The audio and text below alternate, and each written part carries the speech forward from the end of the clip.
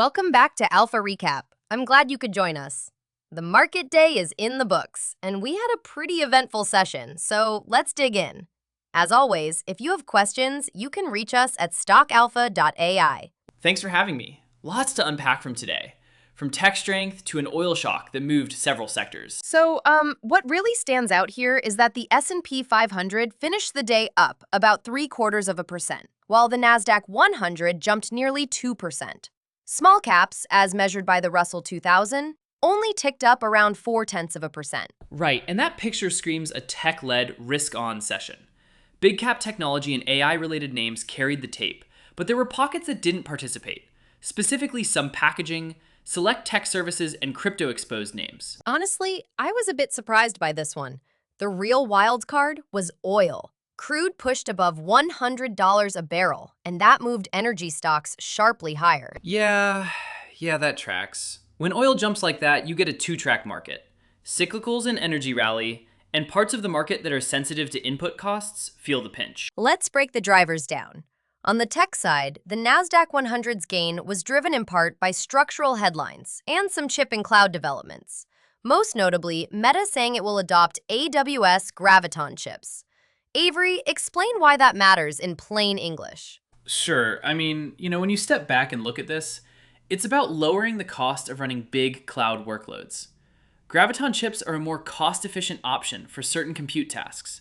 So when a big platform like Meta moves toward them, it signals to the rest of the market that cloud-native, cost-efficient infrastructure can scale.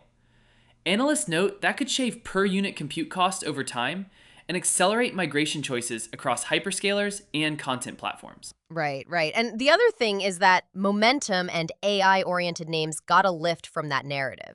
So even with oil surging, money still flowed into growth. Exactly. The market was basically saying, growth narratives remain intact, but now there's a new inflation input to worry about: energy.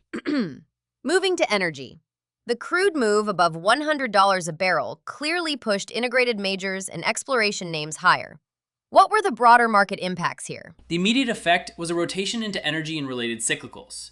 That makes sense because higher oil typically means better cash flow for producers. But analysts note higher fuel costs can feed into headline inflation, which complicates the interest rate outlook and hurts industries with big fuel or input exposure. So you have winners and losers at the same time. And one more thing. Options and rates markets showed a bump in implied volatility and a slight steepening in break-evens. In plain terms, traders started pricing in a bit more inflation risk while still letting equity beta run where the earnings or structural stories justify it. Okay, let's hit some sector color. Energy was the top performer. Information technology and communications led on the strength of cloud and chip news. Materials and mining also saw flows thanks to the green energy story and critical minerals optimism. Industrials and aerospace had their moment too, driven by geopolitical and defense spending narratives. Yes, and within those areas, you saw differentiation. For example, packaging, like graphic packaging, struggled amid margin concerns tied to resin and energy costs. Crypto-linked names and exchanges felt the weight of fresh enforcement headlines. So sector moves weren't uniform. Quick reactions. Wow, okay. Wait, really? Let's talk specific stocks. Meta was a headline winner on the Graviton adoption story. Graphic packaging slid on execution and margin pressure. Kyndryl had a rough patch after Q1 headwinds and questions about backlog timing. Core natural resources and other critical minerals names got a pop, and Tenet remained in focus around industrial spending and replacement cycles. Analysts note these moves show how company-specific news can overpower macro themes in the short run. Even in a day dominated by oil and tech, individual earnings or guidance notes still move entire subsectors. Let's take a moment on the Fed implications. There weren't any surprise macro prints today, but oil's move sharpened the inflation debate. If oil stays elevated, headline inflation could get a little hotter, and that would keep the Fed more vigilant. Right, the core question becomes whether this is a transitory shock or a persistent trend. If persistent, the Fed could be more hawkish than markets expect, which again pressures duration-sensitive assets. If oil moderates, that eases the inflation story and favors longer duration growth names. I mean, when you step back, the market's reaction was the product of several interacting threads. commodity moves, company catalysts, and regulatory noise around crypto. Exactly. That intersection is what makes the tape both interesting and tricky. Today's action didn't come from one big macro surprise. It came from a blend of commodity repricing and discrete corporate headlines. From a technical angle, the NASDAQ 100's outperformance echoes prior tech-led rallies, where mega-cap leadership concentrated gains. But breadth is only modestly improving. Small caps barely participated, so there's still concentration risk. Yeah, that tracks.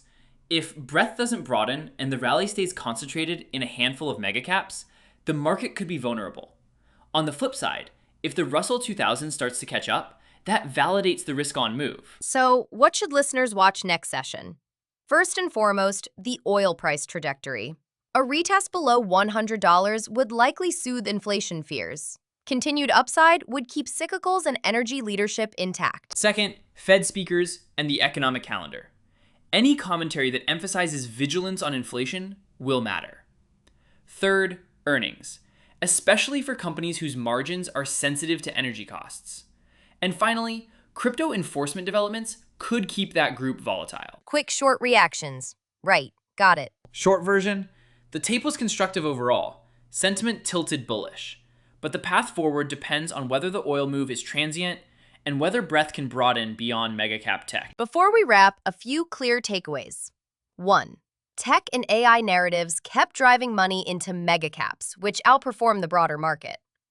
2. The oil spike created a simultaneous boost for energy and a fresh inflation worry. 3. Sector-specific headlines, crypto enforcement, packaging margins, and cloud infrastructure moves can still dominate short-term performance. Analysts note the market is balancing growth optimism with renewed inflation uncertainty. And to be clear, this is information to help frame the day, not personalized advice. The data suggests a market balancing act, constructive, but with clear risks to monitor. Thanks, Avery.